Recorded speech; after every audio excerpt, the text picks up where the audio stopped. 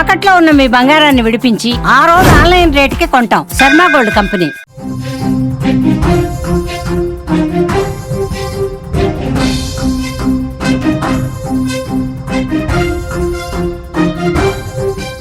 Big breaking news చూస్తున్నాం. చైనాని వర్షాలు వదలటం లేదు. పలు ప్రాంతాలు జల దిగ్బంధంలో చిక్కున్నాయి.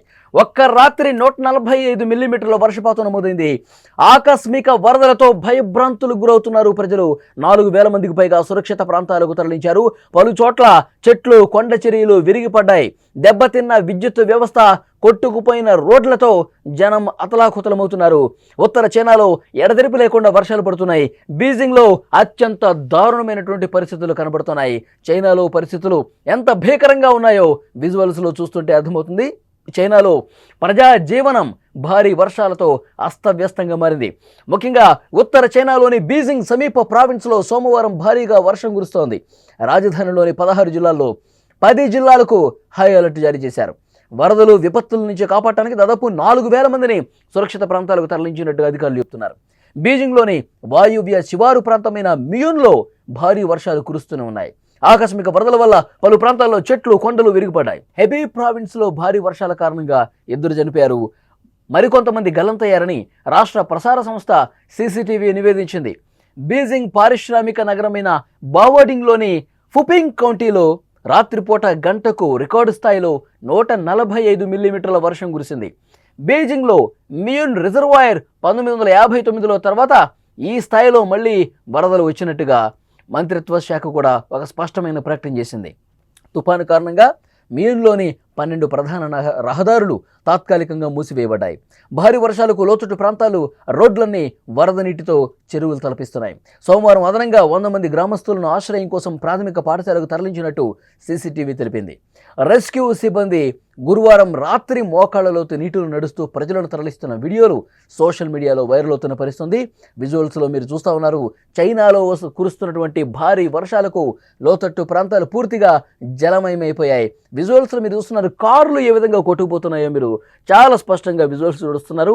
అక్కడ ప్రధాన పట్టణాలు బీజింగ్, మియూను, అక్కడ స్థానికంగా ఉన్నటువంటి చాలా ప్రాంతాలు కూడా ఏ విధంగా జల దిగ్బంధంలో చిక్కున్నాయి. అక్కడ వాటర్లో పూర్తిగా కార్లు కొట్టుకుపోతున్నాయి.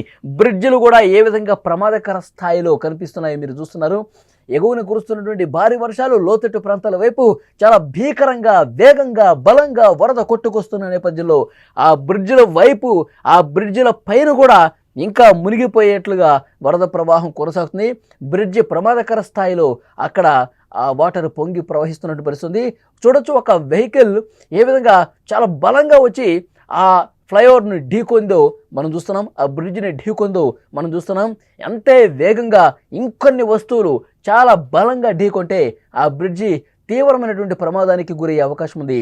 ఇలాంటి సీన్లు చైనాలో ఇప్పుడు చాలా చోట్ల కనిపిస్తున్నాయి. ఇక్కడ చూడండి, వెహికల్స్ అన్ని కూడా ఏ విధంగా కొట్టుకుపోతున్నాయో, కింద వాటర్ ఏ విధంగా ఫ్లోట్ అవుతుందో, ఎంతో బలంగా వాటర్ కిందకి లోతట్టు ప్రాంతాలకు దూసుకొస్తుందో మీరు చూస్తున్నారు. కార్లు అందులో జనం కూడా ఉన్నట్టుగా తెలుస్తోంది. కొంతమంది ఆ కారులో ఉండి అలాగే కొట్టుకుపోయి, మునిగిపోయి చనిపోయినట్టుగా మనకి సమాచారం వస్తుంది. ఇక రైట్ సైడ్ విజువల్లో, లెఫ్ట్ సైడ్ ఈ 2 బాక్సులు మీరు చూస్తే చైనాలో ఎలాంటి పరిస్థితులు ఉన్నాయో, ఎంతటి భీకరమైనటువంటి అక్కడ వరదలు కొనసాగుతున్నాయి అనేది అర్థమవుతుంది. ప్రధాన నగరం ఏదైతే ఉందో, రాజధాని నగరం ఏదైతే ఉందో బీజింగ్లో చాలా దారుణమైనటువంటి పరిస్థితులు కనిపిస్తున్నాయి. పూర్తిగా ఆ వరద ప్రవాహం, ఆ కెరటాలు చూడండి, ఒక్కసారిగా కిందకి దుముకుకుంటూ కార్లు కావచ్చు, బురద కావచ్చు, రాళ్ళు కావచ్చు, చెట్టు, చేమలు, కొండ అన్నీ కూడా కొట్టుకొని వస్తున్నటువంటి దృశ్యాలు మీరు స్క్రీన్ మీద చూస్తున్నారు. చైనాలో అత్యంత భయంకరమైనటువంటి దృశ్యాలు కనిపిస్తున్నాయి. ఎప్పుడో 1954లో నమోదైనటువంటి వర్షపాతం ఇప్పటికీ కూడా ఇదే విధంగా కొనసాగుతున్నటువంటి పరిస్థితి ఉంది. అప్పుడెప్పుడో రికార్డు స్థాయిలో కురిసినటువంటి వర్షపాతం మళ్ళీ ఇవాళకి ఇన్ని రోజుల తర్వాత ఇంత భీకరమైనటువంటి వర్షపాతం నమోదైందని చెప్పి అక్కడి స్థానికులు చెప్తున్నారు. అక్కడ బీజింగ్లో ఉన్నటువంటి కొంతమంది ముసలి వాళ్లను అడిగినప్పుడు ఈ వరదకు సంబంధించి గతంలో ఎప్పుడైనా ఉందా అంటే, మేము ఎప్పుడో చిన్నప్పుడు చూసాము ఇంతటి భీకరమైన వర్షపాతం, వరదలు. ఎందుకంటే ఒక్క రాత్రే, మళ్ళీ చెప్తున్నాను, ఒక్క రాత్రే 140 మిల్లీమీటర్ల వర్షపాతానికి పైగా నమోదైంది అంటే అక్కడ ఏ విధంగా వర్షపాతం నమోదవుతుంది. గత నెల రోజుల నుంచి చైనాలో ఏదో ఒక మూల ఈ రకమైనటువంటి భారీ వర్షపాతం నమోదవుతుంది. వరదలు వస్తూ ఉన్నాయి, స్థానికంగా ఉన్నటువంటి నదులు ఉప్పొంగి ప్రవహిస్తూ ఉన్నాయి, జనావాసాల్లోకి వాటర్ వస్తున్నాయి, ఫ్లైఓవర్లు దాటుకుంటూ ఫ్లైఓవర్లు పైనుంచి వరద పోటెత్తుతుందంటే అక్కడ పరిస్థితులు ఎంత దారుణంగా ఉన్నాయో కూడా అర్థమవుతుంది. చాలామందిని సురక్షిత ప్రాంతాలకు తరలించారు. ఇప్పటి వరకు మనకు అందుతున్న సమాచారం దాదాపు 1,00,000 మంది వరకు సురక్షిత ప్రాంతాలకు తరలించి వాళ్ళకి ఏవైతే అవసరాలు ఉంటాయో అవన్నీ కూడా అందిస్తున్న పరిస్థితుంది. అక్కడ అధికార ప్రసార సంస్థ ఏదైతే ఉందో CCTV చాలా క్లియర్గా అక్కడ దృశ్యాలను కూడా చూపిస్తోంది. కొన్ని క్లియర్ కట్ నివేదికలు కూడా పంపిస్తూ ఉంది. ఎందుకంటే గతంలో ఎప్పుడూ చూడనటువంటి వరద బీభత్సానికి అక్కడ స్థానిక ప్రజానీకం భయభ్రాంతులకు గురవుతున్న పరిస్థితుంది. మరికొన్ని రోజుల పాటు ఈ వర్షపాతం నమోదయ్యే అవకాశం ఉంది. ఇంకా ఎక్కువగా వర్షపాతం నమోదయ్యే ఛాన్స్ ఉందని చెప్పి అక్కడి వాతావరణ శాఖ కూడా క్లియర్ కట్ హెచ్చరికలు జారీ చేస్తున్న పరిస్థితుంది. చూసారా, జనావాసాలు పూర్తిగా, బిల్డింగులు పూర్తిగా ఏ విధంగా మునిగిపోయాయో. వాటరు పూర్తిగా అపార్ట్మెంట్లు, అక్కడ ఉన్నటువంటి కాలేజీలు కావచ్చు, స్కూల్స్ కావచ్చు, షాపింగ్ మాల్స్ కావచ్చు, సంస్థలు కావచ్చు, అన్నీ కూడా పూర్తిగా ఫస్ట్ ఫ్లోర్ వరకు మునిగిపోయాయంటే అక్కడ ప్రజలు ఎంతటి నరకం చూస్తున్నారో కూడా అర్థమవుతుంది. సమీపంగా ఉన్నటువంటి కొండల్లో నుంచి కూడా అక్కడ పెద్ద పెద్ద బండరాళ్ళు కింద పడుతున్నాయి. కొండపై నుంచి ఎక్కువగా వర్షం అనేది కిందకి బలంగా దూసుకొస్తోంది. అక్కడ బురద, తర్వాత రాళ్ళు, బండరాళ్ళు అన్నీ కూడా కొట్టుకురావడంతో కింద ప్రాంతాల వైపు అవన్నీ కూడా దూసుకురావడంతో కిందన నివసిస్తున్నటువంటి జనావాసాల్లో తీవ్రమైనటువంటి ఒక సంకట పరిస్థితులు అనేవి అక్కడ కనిపిస్తున్నాయి. విజువల్స్లో మీరు చూస్తున్నారు. చైనాలో ఎంతటి భయానకమైనటువంటి పరిస్థితులు కనిపిస్తున్నాయో. ప్రధానమైనటువంటి నగరం బీజింగ్ కావచ్చు, మియూన్లో కావచ్చు, సో ఆ దృశ్యాలు మీరు చూస్తున్నారు. పెద్ద ఎత్తున వాటర్ అనేది కొట్టుకొని వస్తుంది. గత నెలలో కూడా ఇదే రకమైనటువంటి పరిస్థితి ఉంది. గత నెలలో కురిసినటువంటి భారీ వర్షాలకు అక్కడ పూర్తిగా బ్రిడ్జ్లు కొట్టుకుపోయినాయి. మీకు ఒకటి గుర్తుండే ఉంటుంది, అక్కడ ఒక ట్రక్ అనేది రహదారి పూర్తిగా తెగిపోవడంతో, రోడ్లన్నీ కూడా పూర్తిగా తెగిపోవడంతో, ఆ ఫ్లైఓవర్లన్నీ కూడా కొట్టుకుపోవడంతో పెద్ద పెద్ద బండరాలు పడి ఒక ట్రక్కు అదేవిధంగా ప్రమాదకర స్థాయిలో అక్కడ ఉండిపోయిన పరిస్థితి ఉంది.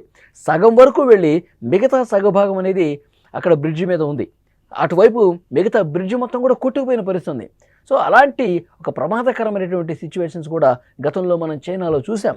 ఇప్పుడు కూడా క్లియర్గా మనం చూడొచ్చు. చాలా అంటే చాలా భయంకరమైన పరిస్థితులు కనిపిస్తున్నాయి. ఈ ఒక్క రాత్రి గడిస్తే చాలు, ఈ ఒక్క రాత్రి సజావుగా గడిస్తే చాలు, అప్పుడు మేము తెల్లారేసరికి బతికి కట్టగలుగుతామని చెప్పి అక్కడ ఉన్న స్థానిక ప్రజానీకం తీవ్రమైనటువంటి ఆందోళనలతో అక్కడ మాట్లాడుతున్న పరిస్థితి ఉంది. నిజంగా విజువల్స్ చూస్తుంటే చాలా భయంకరంగా కనిపిస్తున్నాయి. వర్షం ఒకవైపు తగ్గట్లేదు, మరోవైపు వరద అంతకంతకు పెరుగుతుంది. స్థానిక కాలనీస్లోకి, అపార్ట్మెంట్లోకి, సెల్లార్లోకి మొత్తం కార్లు కూడా కొట్టుకుపోయే పరిస్థితి ఉందంటే సిచ్యువేషన్ ఎంత భయంకరంగా ఉందో అర్థమవుతుంది. చైనాలో ఈ భారీ వర్షాలతో ప్రజా జీవనం అస్తవ్యస్తంగా మారింది. ఉత్తర చైనాలోని బీజింగ్ సమీప ప్రావిన్స్లో సోమవారం వర్షాలు ఇంకా పడతానే ఉన్నాయి. రాజధానిలో 16 జిల్లాల్లో 10 జిల్లాలకు హై అలర్ట్ జారీ చేశారు.